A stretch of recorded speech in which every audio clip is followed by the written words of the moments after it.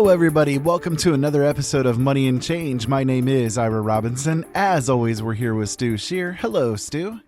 Hi, Ira. How you doing tonight? It has been a day. Oh, it's been a crazy week. I mean, election night, you and me and Michael and the other, what was it, four guys were Yeah. on his show Yeah, 6 until hours, 6.5 hour broadcast. until 2:30 in the morning. Well, that's when I had to bail out. Yeah, we were all on until about 3:30. It was a 6.5 hour broadcast, and it was nuts. Well, this ugly guy had to get his beauty sleep. I had to be up the next day. I have a face only for radio. So, it was quite a deal. And the aftermath afterwards was something else too. Well, the election is over, and before we start the show, I always do a couple of shout outs, and today I want to do one again for the University of Findlay. That's www.findlay.edu, the University of Findlay, where students are equipped for meaningful lives and productive careers. And if you go to moneyandchange.weebly.com, to the home page and then click on that, and underneath it'll have the education page. You can learn about the University of Findlay in Findlay, Ohio, and you can also watch some of the videos about the campus and what it's about. And if you have a student that is in high school and wants to get a good education for a very reasonable price, they need to contact the University of Findlay, and you can do that by just going to www.findlay.edu. The second one I have is to Dahbo77. That's DAHBOO77. He also has the J Knight channel on YouTube, and he's an investigative reporter out of Kentucky. And he does some very interesting shows. He's very good at what he does. He's very fair and very objective. And so I would ask that you might want to check him out. Before we begin the show, we always do a disclaimer. And the information contained in this presented material is from the posting of news agencies on the internet and are not necessarily the views or opinions of the owners of this program. We are not responsible for and expressly disclaim all liability for damages out of any kind arising out of use, reference to, or reliance on any information contained in this broadcast. The information provided is not offered as financial advice, financial planning, or for investment purposes, so you want to use this information at your own risk. Now, from the currency chart at xe.com at 4 o'clock today, the euro dropped 3 cents against the U.S. dollar. Last week it was $1.11. Now it's $1.08. The Great British Pound went up a penny. It's now at $1.25 to the dollar. The Australian dollar went to 76 cents, or actually stayed at 76 cents. The Canadian dollar stayed at 74 cents to the U.S. dollar. The Swiss franc went to $1.01. It dropped a penny, so we're almost at parity. The Japanese yen, still stayed at 9/10 of a cent. It hasn't changed in a long time. The Chinese yuan, for the last 3 weeks in a row, it's been at 14.7 cents. They devalued just a little bit, and I don't know if they're going to devalue any more. The Kuwaiti dinar, it dropped a penny. It's down to $3.29. Now, if you're holding Vietnamese dong, last week it was 22,465.9 to the dollar. Now it's 22,320.83 to the dollar. So, the barrel got just a little bit lighter, which is a good thing. Bitcoin, Bitcoin went up almost $5. It's up to $710.98. Gold, last week it was $1,303.02 before the election. Afterwards, today it is at $256.52. Silver, it went up about 20 cents from last week. It's at $18.56 an ounce. Platinum, it dropped. It's down to $975.26 an ounce. Now, palladium, and you only find that in Russia. Last week it was $618.37 an ounce. It's now up to $694.47 after the election. Well, the election this week was quite an ordeal for both sides.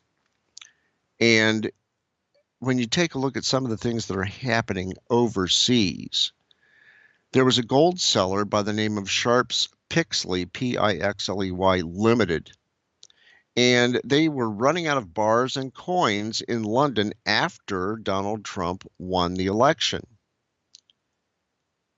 The company store, which is a short walk from Buckingham Palace, has arranged emergency imports of Britannia coins in kilogram, which is 2.2-pound bars, to meet the demand. The frenzy began on its website overnight and continued in store this morning, Chief Executive Officer Ross Norman said by phone. He said, "We keep running out of the product. We've had to increase our credit lines to allow us to keep more stock on site," he said, keeping a customer waiting on another line swamped. Well, volumes have surged across the world from exchange-traded funds and futures to Mumbai jewelry stores and Dubai souks since it became clear that Republican candidate Donald Trump would move into the White House. Gold rallied as much as 4.8% to $1,337.38 an ounce before paring gains to trade at $1,303.89 an ounce by 8 o'clock a.m. New York time. Well, and we just noticed it's back down. It's all of this election pre-hype and everything, and what's going to happen afterwards. Nobody knows. And that translates into the stock market, too. In Bloomberg, they said U.S. stocks rise and treasuries fall as traders weigh Trump's plans. Well, U.S. stocks rose with the dollar and treasuries slumped as investors reassessed the effects of Donald Trump's surprise victory in the American election. The S&P 500 index, led by healthcare, shares, and banks, as traders unwound bets that a win by Hillary Clinton would bring stronger regulatory scrutiny. Treasuries yields dropped 2% on wagers that Trump will ramp up spending. The greenback climbed almost since the day after the UK's vote to leave the European Union. Mexico's peso sank amid prospects the integration with the U.S. will unravel, while Russian shares jumped on speculation Trump will mend ties with Moscow. Gold and the yen paired gains. It's an amazingly impressive recovery off the lows for risk assets, said Craig Collins, managing director of rates trading at Bank of Montreal in London.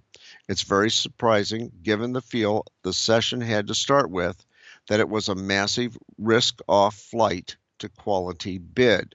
A Trump victory had been portrayed by analysts as having the potential to unhinge markets, banking on a continuation of policies that coincided with the second longest bull market in S&P, that's Standard & Poor's 500 history.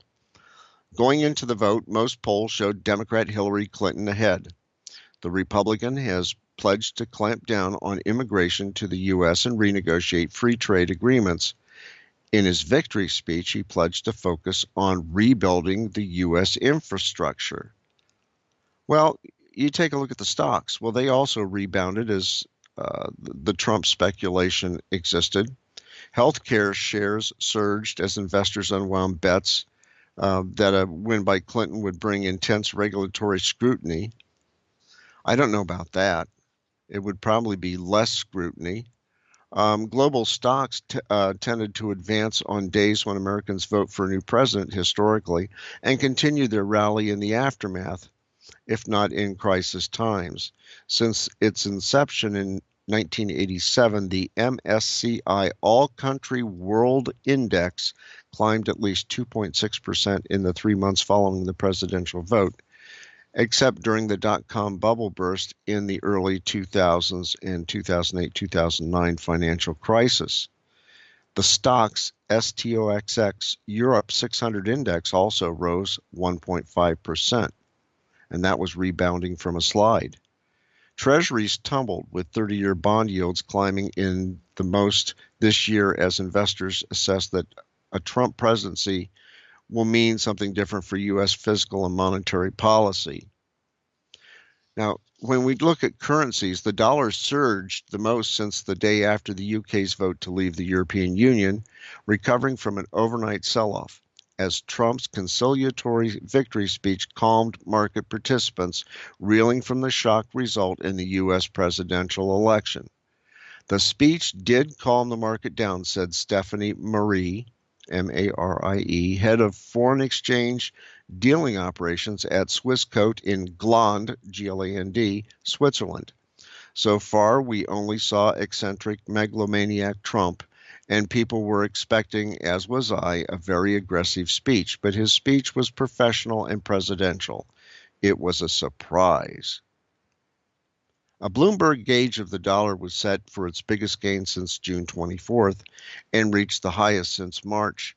The dollar rose 0.7% to 104.48 yen and by 0.6% to 1.0957 per euro, having earlier plunged about 2.4%. I think people are going to be surprised by Trump, because I know he's going to surround himself with experts on how to turn the country around. Now, whether or not everybody lets him do what he thinks needs to be done is another question. I don't know what the liberals are going to do, whether or not they're going to try to impede or whether or not they're going to let him go ahead with some of his corrections. Now, in Before It's News, banks warn clients to brace for FX volatility after the U.S. vote. Major banks have formally told clients to expect volatile currency markets in the aftermath of Tuesday's presidential election, with the gap between buying and selling prices that determines the cost of trading expected to widen sharply if Donald Trump were to win. Well, he did win. And he won pretty good, too. The warnings issued by the electronic trading platforms run by the market's biggest players, Citi, and rivals Barclays and Goldman Sachs, seen by clients of the banks, have over the past 2 years become standard red flags ahead of political and economic set pieces. But issued broadly for the first time since Britain's vote to leave the European Union in June, they are only a measure of the scale of risks being attached to our presidential vote. Banks have forecast falls of up to 5% in the dollar's value against the yen if the Trump were to win, and a bounce of 1 to 2% for the greenback on a victory for Hillary Clinton. A number of retail currency trading platforms have also already raised margins for clients who hold against open currency bets for fear of sharper moves in the dollar and Mexican peso.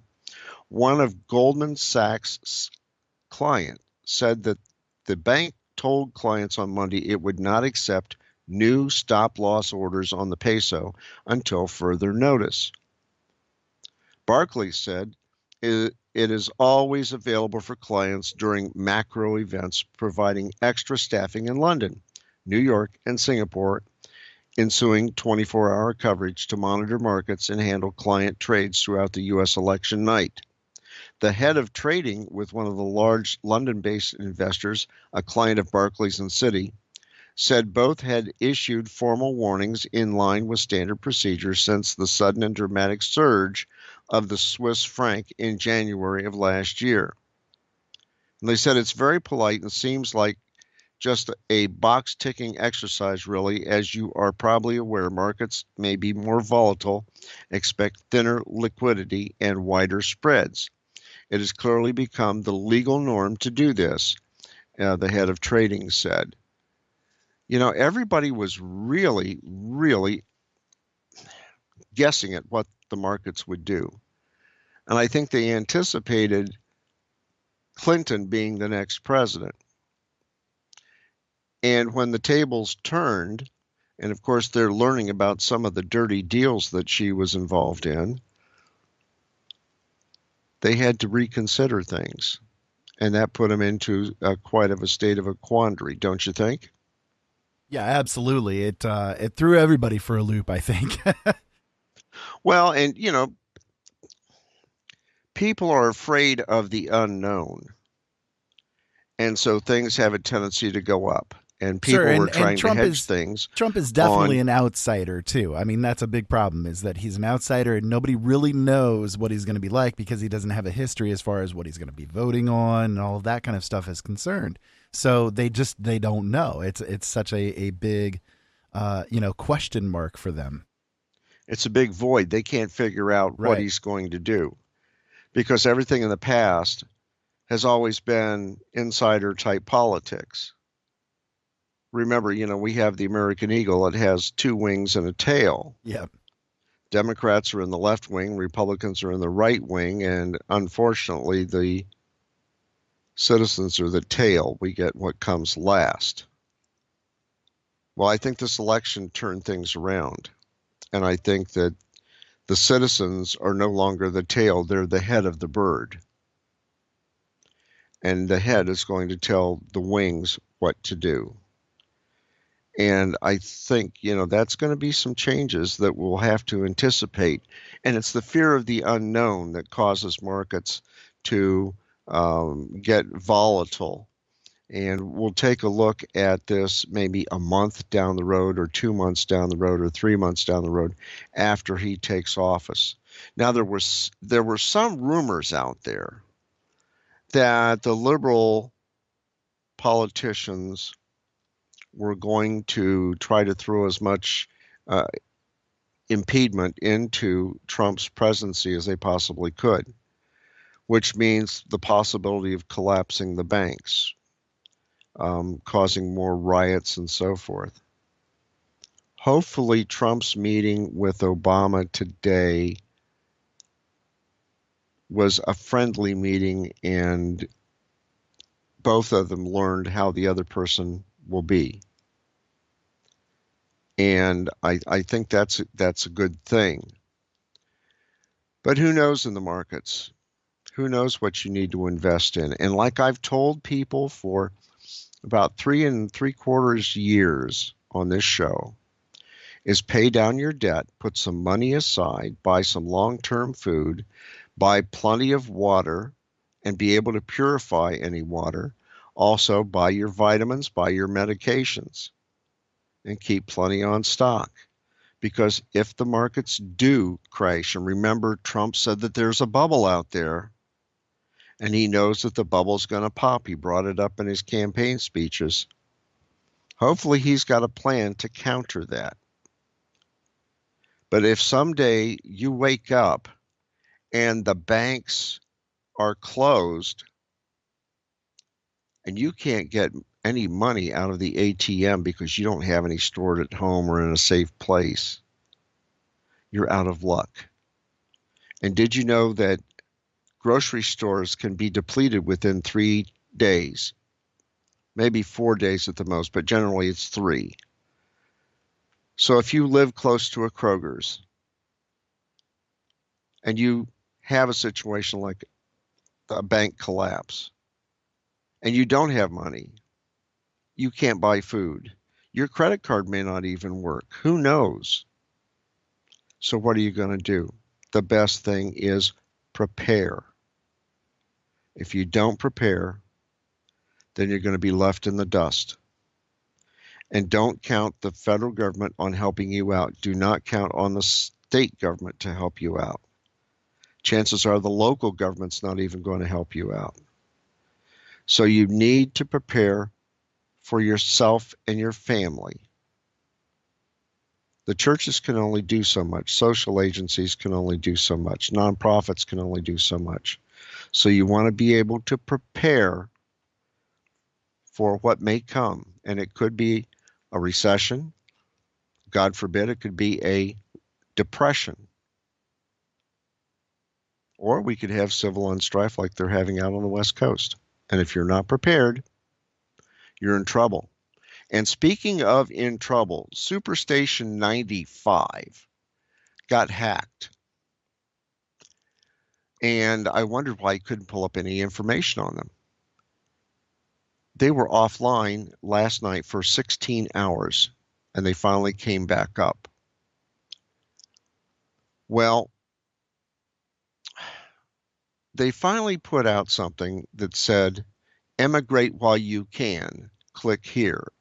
And if you go to Superstation 95 and you click on that, you're going to find it takes you to Panama. And over to the right-hand side on Editor's Choice, there's a picture of this little kid. He says, see you later, bud. Don't let the door hit you in the keister on the way out. And it said underneath, liberals, you lost. The discussion is over. If you don't like it, here's how to emigrate. And you go ahead and you click on that, and it takes you to a site in Panama and tells you how to emigrate. What happened to Canada after the election? I believe their immigration site was down. Canada and New Zealand both, yeah. Well, I don't know if I want to live in an earthquake zone. New Zealand is on a chain of volcanoes. Yep. And they have a tendency to have earthquakes down there, and quite nasty earthquakes. Even though the country speaks a lot of English, it's basically, I would say, about 20 years behind what we have here, according to some people that go down there and visit. It's a beautiful country. Very nice people. Very nice people. And it might be a good place to relocate to if you want to emigrate. But up in Canada, I don't know that they would take to a lot of Americans coming up there. Matter of fact, I have an article that we'll go over here in just a little bit. But Superstation 95 got hacked. Who hacked them? Who knows? It's surely not the Russians, because the Russians weren't doing the hacking to give WikiLeaks the information. It turned out it was sources within the government itself. And some of the information that I was getting, it was coming out of some sources in the FBI, the CIA, the NSA, and other sources, and possibly even the FBI. Who knows? But it didn't come from the Russians. So Superstation 95, if you're a liberal and you want to emigrate and leave, hey, it's up to you. You know, it's free choice. If you want to go, go. If you want to stay, stay. If you're going to stay, let's help make the country a better place. I mean, let's all work together to try to get things to be a better place altogether. Well, when you talk about commotion, Superstation 95 had one on Atlantic City, and it says, Atlantic City, New Jersey collapses financially. Immediate state takeover in progress. Well, you know, after that was posted, they went off the air. So I'm not so sure that had something to do with it or not. But it said the local government of Atlantic City, New Jersey has financially collapsed after years of problems from overspending and failure to properly assess taxes. The city government in the gambling casino mecca of the Jersey Shore is no longer able to function. Governor Chris Christie's administration on Wednesday was granted the authority to immediately seize control of financially distressed Atlantic City.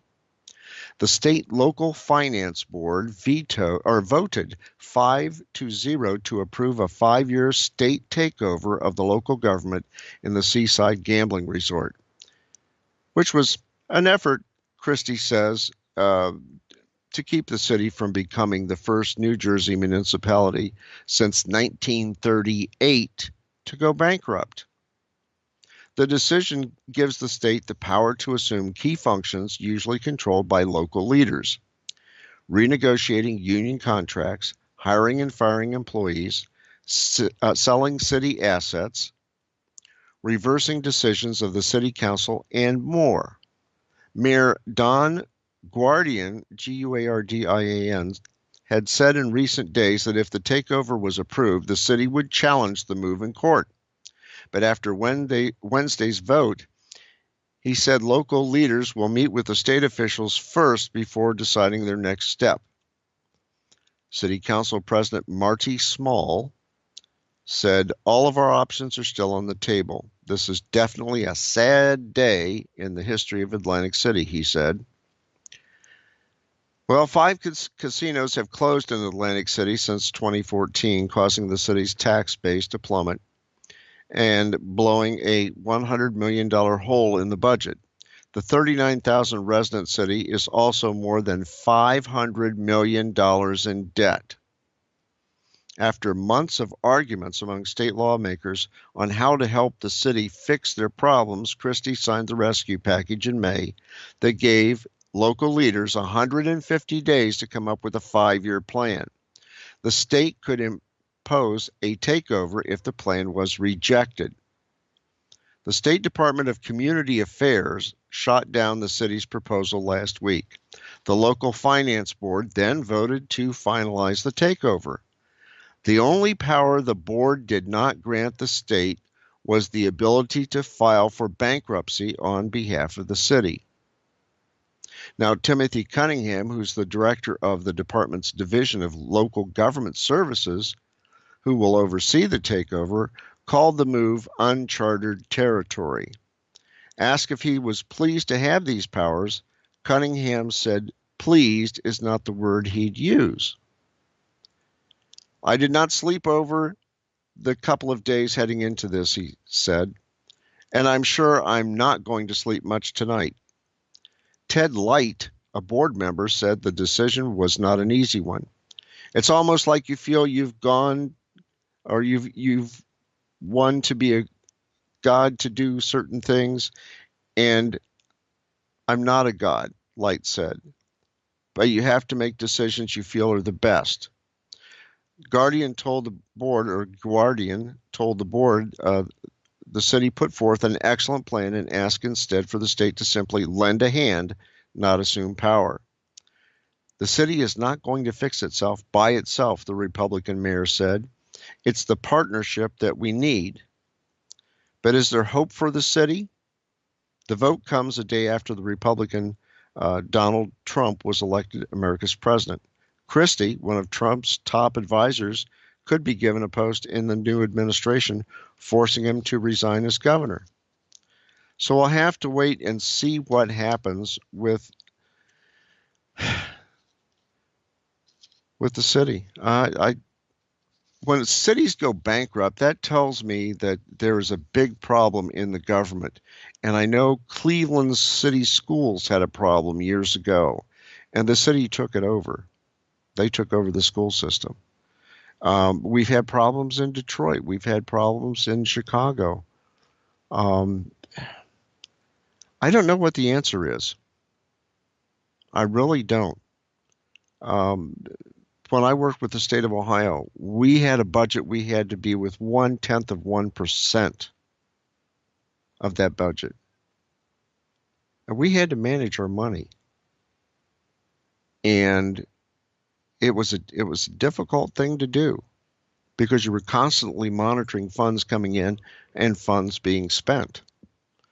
And in my case, it was funds being made, or actually money being made as profit coming back into a federal program. So, I don't know, how are the cities in Indiana doing? Most of them are doing okay. We've got, like, in the town that's right here by us, Fort Wayne, there are a lot of issues as far as the educational system is concerned. We have, for example, they can't even afford to bus students for some of the districts that are here, so they've had basically ruled that anybody that lives within 1.5 miles of the school, they're walking to school. So, and that's, rain or shine, basically. So, it's okay in some places. In others, it's a little bit of a difficulty. I guess the one thing that I'm concerned with as far as our town goes is, while that is going on, as far as the school district are concerned, we're rebuilding downtown for basically no reason. I mean, nobody really ever goes there or does anything there, and not really any money is influxed into it. So a lot of money is basically being kind of thrown down the tubes for it. It sounds like Wrinkle City. Nobody ever really goes there. Yeah. But a lot of things go on down there. Well, we have that in Ohio, and it's with the schools, it's a 1.5 mile radius around the buildings, and they used to pick up block to block. And for some people, it was almost house to house. And if you lived within a block of the school, the bus would pick you up and take you that last block. It was crazy. And I don't know why they did it. Now they're back to zoning, which might be 3, 4, 5 blocks away from each school. And we have 3 brand new elementary schools, a relatively new junior high school, and a high school that's been around about 30 years. But back when I was in school, you always heard that from your dad, or other relatives. I We walked walked uphill 3 both miles in the sides. snow up to our navels to get to school and be there at 8 o'clock in the morning, and we had to Uh, leave at 6 o'clock in the and morning. we liked it. And then there's the old story about the father walking the son to school every day. And every day he would do this, and they'd walk a mile and they'd walk up this hill and so forth and get to the school. And finally, the son said to the father, he says, Pop, he says, this is getting embarrassing. You're walking me to school every day. And he said, well, son, he said, I like to do that. He said, yeah, Pop, but I'm a senior in high school and you're only in the 8th grade. So, you hear stories about that, but, when I was in school, hey, walking to the junior high or elementary, I was only 2 blocks away. No big deal. But then when I had to go to the high school, hey, I had to walk 6 to 8 blocks to get there. Whether it was snowing, whether it was raining, whether it's good weather, it didn't make any difference. You were there. And if we had marching band practice, that was at another school way up on a hill. And I would have to walk from there home, which is about 15 blocks, to get to my house. And it was a long haul in the rain or in the snow if we still had marching band practice. But that's what you put up with. That's what you did. The city schools only had, I think, a total of 5 buses, and those were for the township people that lived outside the city. Right, in the outskirts, yep. Yeah. So now they have 33 buses, 33 90-passenger buses that can't navigate the small streets. It's something else, but, you run into that. Luckily, the schools are financially solvent. In some of the bigger cities, some of the stuff that they do and some of the stuff that the employees get away with or the administration gets away with, they have a lot of problems. Look at Detroit. I mean, Detroit's bankrupt. You might as well say, weren't they under a government control? Yeah, instead of a police force, they have basically private security running it. I mean, they don't really even have the police force. They rely on the outside cities to come in when something goes wrong, fire department wise. I mean, it's crazy what's going on up there in Detroit. I'm surprised it still even exists. It's a third world country within the United States. Well, and I think what you're going to find out is a lot of people up there said, we're not voting Democrat again because now we see what happened. Yeah. Industry left, people left, and they left all these rotting buildings. You could buy a home up there for $1. Literally. I mean, I've seen them on sale up there for $1. You could buy one. Yeah, but I don't think I like the condition. I'd probably have to put $500,000 in. It would be cheaper just to tear it down and restart a new one. Yeah. And bring in a mobile home, Yep.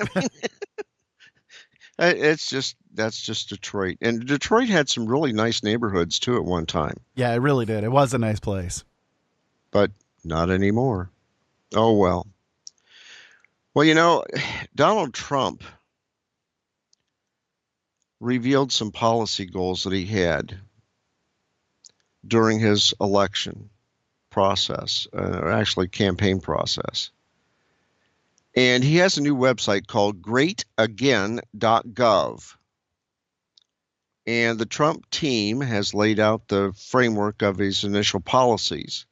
I thought we'd spend just a little bit of time talking about those.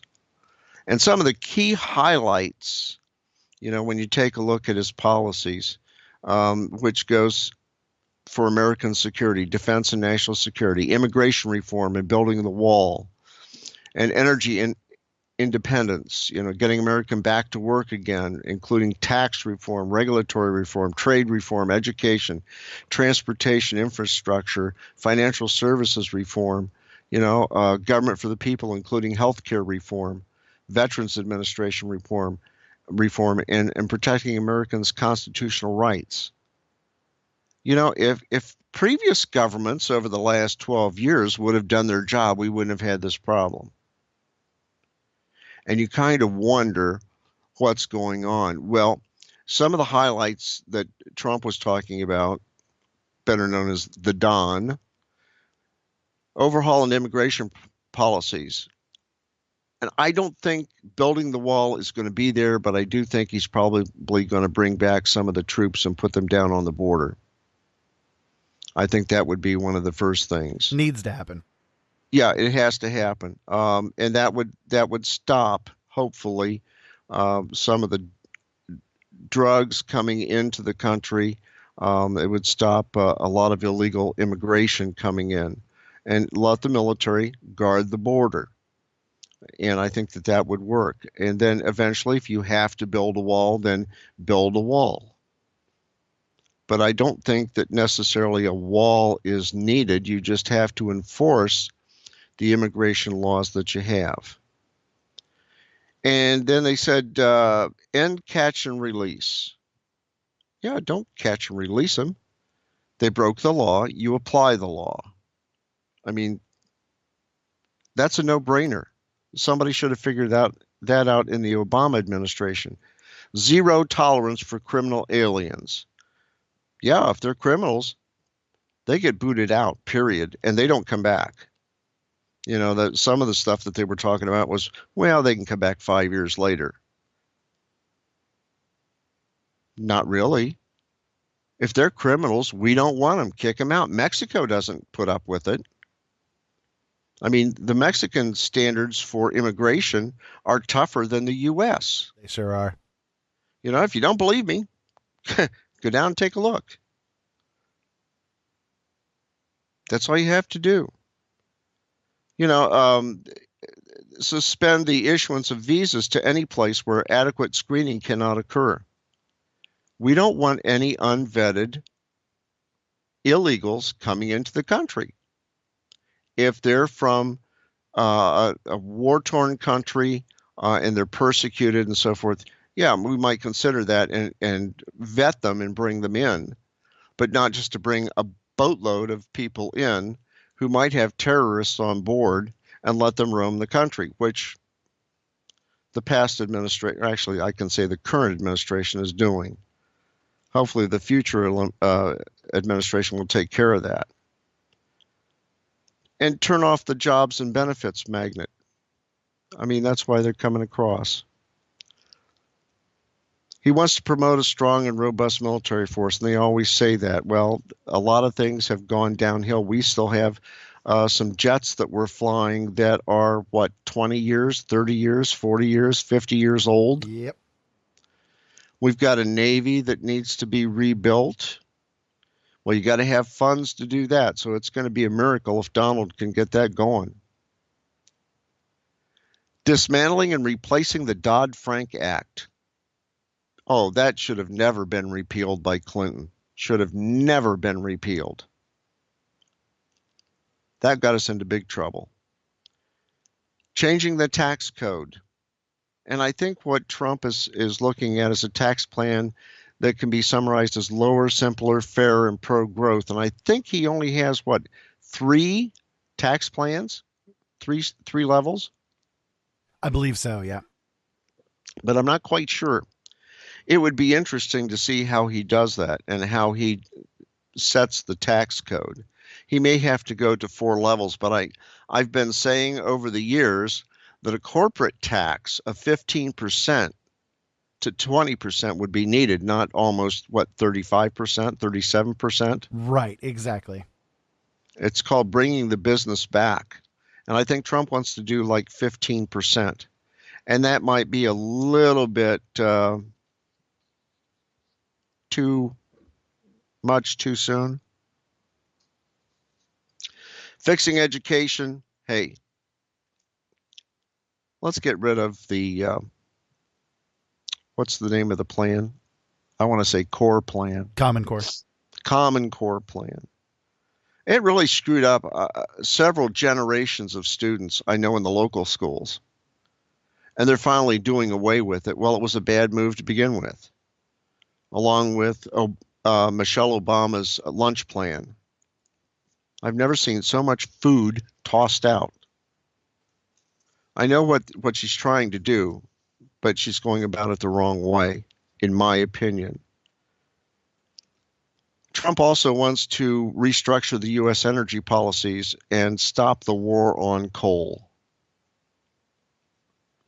You know, I'm on a power board in our local town, and we're part of American Power, AMP.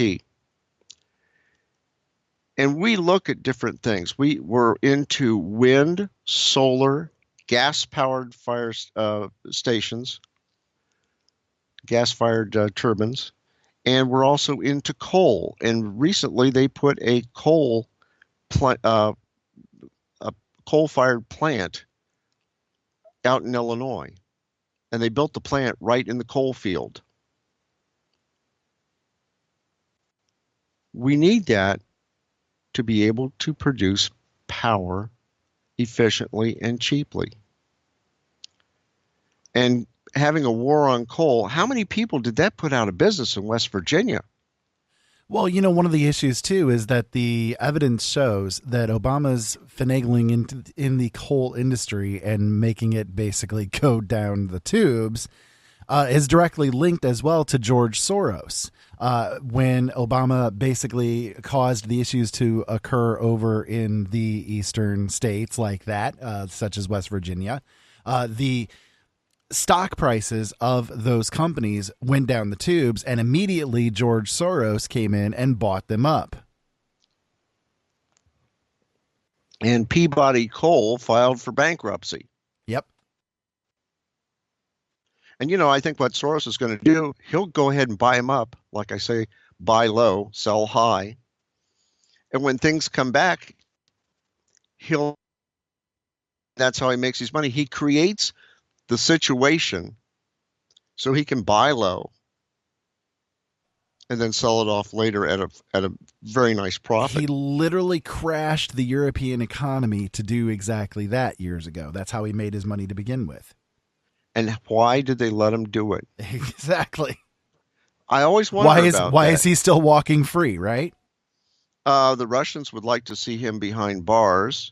With what he's financing here in the States with Move On and Black Lives Matter and a few other different social organizations, I would almost say that you could say that that's a RICO Act situation. It absolutely is. Organized crime.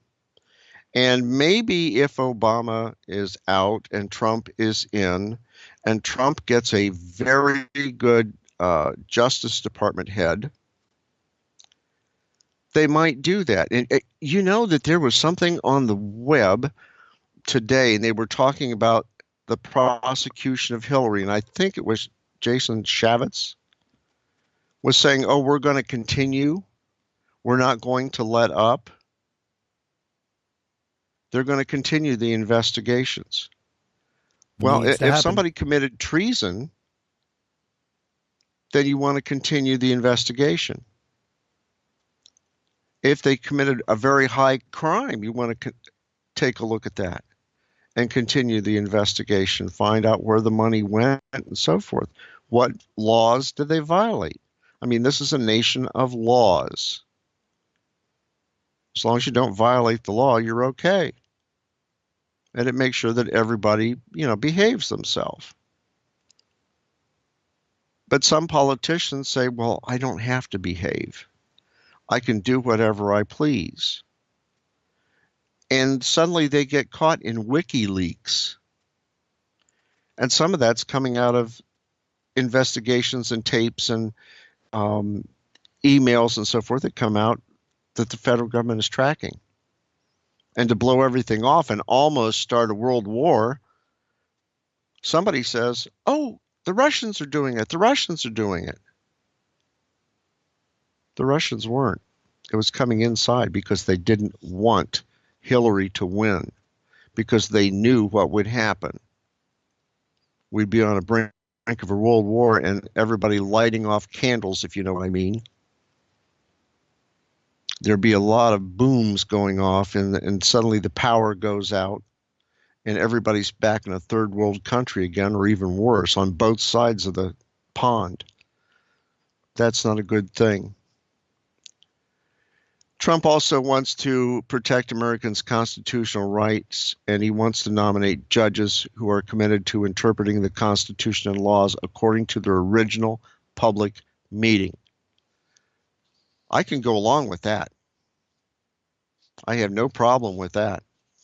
And I bet you if Justice Scalia was still around, we might be in a little bit better shape. But for some reason, he decided to pass away, and they decided to go ahead and cremate the body. What was it, 40 miles away? Something along those lines, yeah. Yeah, something tells me that was a cover-up. Well, hey, last week we talked about riots and civil strife and how to protect yourself and so forth. And we'll go over that a little bit at the end. But the Oakland mayor explains why local police can't stop looting rioters. This came out of Zero Hedge. And it said moments ago, Oakland Mayor Libby Schaaf, S-C-H-A-A-F, sent out the following letter to local business owners, many of whom were battered during the latest anti-Trump riots since Trump's presidential victory, which, unlike peaceful protests in other cities, ended in harm being done to our businesses and in the community and the rest of Oakland. And as a result, graffiti and broken windows were left behind by a group of anarchists who continually invade these otherwise peaceful protests with the intention of doing nothing but causing destruction. The point of Schaaf's letter, however, is to explain why it seems our police department cannot stop the rioting anarchists. The reason is that the police who are responsible for the safety of the crowds in our community during these protests are very often the target themselves. When they step in to stop an act of vandalism while it is happening, they become the new focal point for the crowds, which can lead to an escalation of violence, not decrease in the vandalism. And this is a very difficult set of circumstances we are dealing with. Well, you could do like Cleveland did when they had protests outside the Republican convention. They just went ahead and backed up the protesters into an area where there was no way out. They backed them into an alley that was blocked off. They couldn't get out. And then they just backed up the paddy wagons and said, go ahead and get in.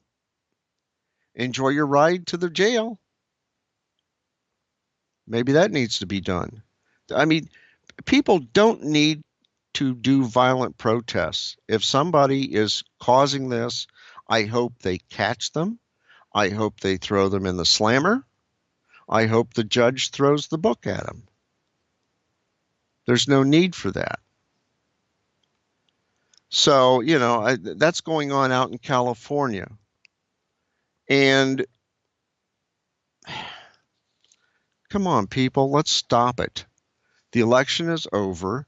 You didn't have the conservatives go out and riot after Obama won.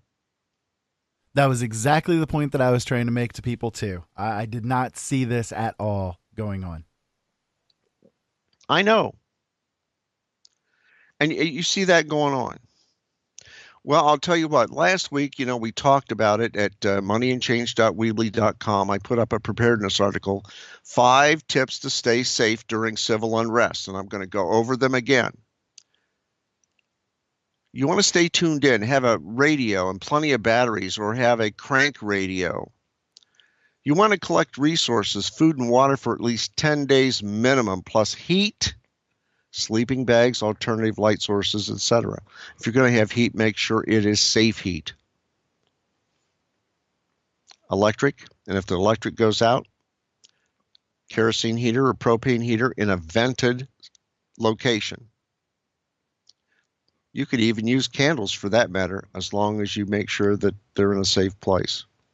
Kerosene lights. Do you have any kerosene lights in the house? If not, Walmart's got them. Camping lanterns. You might want to get some. Food and water. Go to beprepared.com. Go to Wise Foods. Other places. Go to Costco. They have the stuff. Stay home.